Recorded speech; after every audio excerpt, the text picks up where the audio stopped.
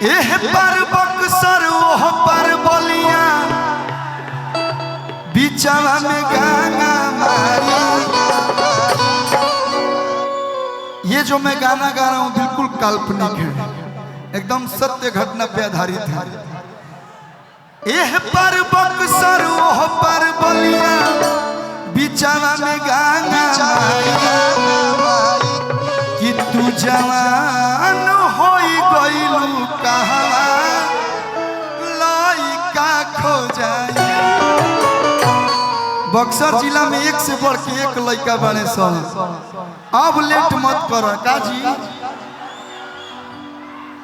हम चाहतनी कि तहार बिया हमारा जिले में होके।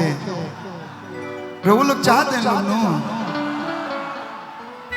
औरों में चल जीबू तो कोनो दिक्कत नहीं के, बगले में बा आरा बक्सर डिहरी रोहतास कोनो जेबू साहबाद में तू रह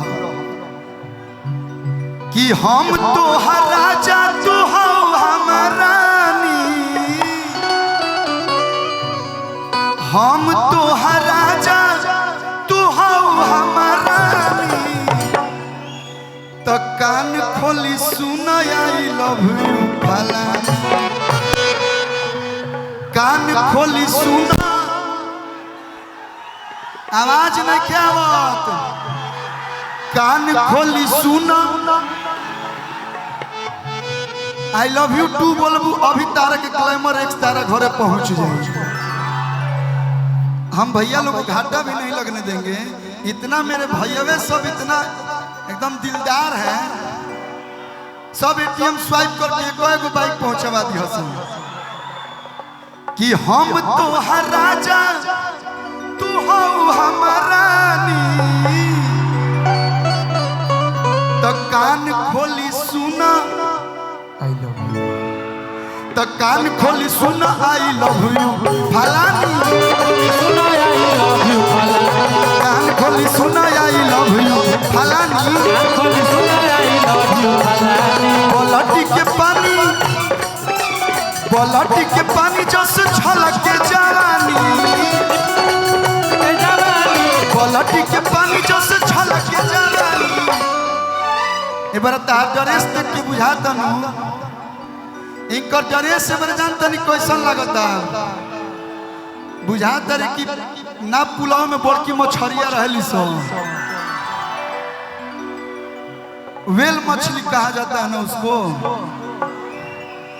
हम तो भैया इस सब के बारे में ज्यादा नहीं जानकारी है, एकदम आप जलपरी लग रही है कि बोलटी के पानी जस छलक जवानी।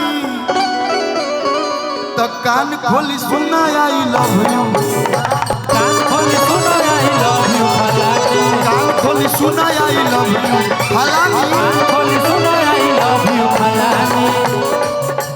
तेरी मेरी मेरी तेरी प्रेम कहानी है मुश्किल दो लफ्जों में बयाना।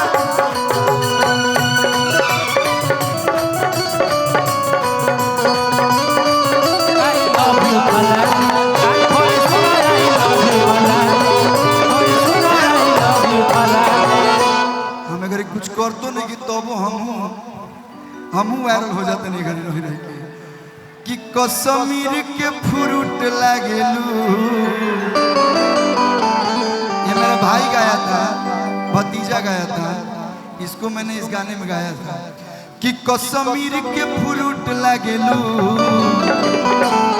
कि काला सूट में क्यूट लागेलू, कश्मीर के फ्रूट लागेलू, काला सूट में क्यूट लागेलू, कश्मीर के फ्रूट लागेलू, काला सूट में क्यूट लागेलू, कश्मीर के फ्रूट लागेलू, काला सूट में क्यूट लागेलू। भैया कि तू ही रहेलू हमार दिलवा के अंदर, तहरा लगा हरबा प्यार समंदर, कि तू तो गजब जगावता फील करे तोहर धक धक दिल। हाउ सोना हम हई सोना तू हाउ हमर चानी हम हई सोना तू हाउ हमर का हई त कान खोली सुना आई लव यू कान खोली सुना आई लव यू खजानी कान खोली सुना कान खोली सुना आई लव यू खजानी इतना आसानी से बक्सर जिला छोड़े वाला ना हो।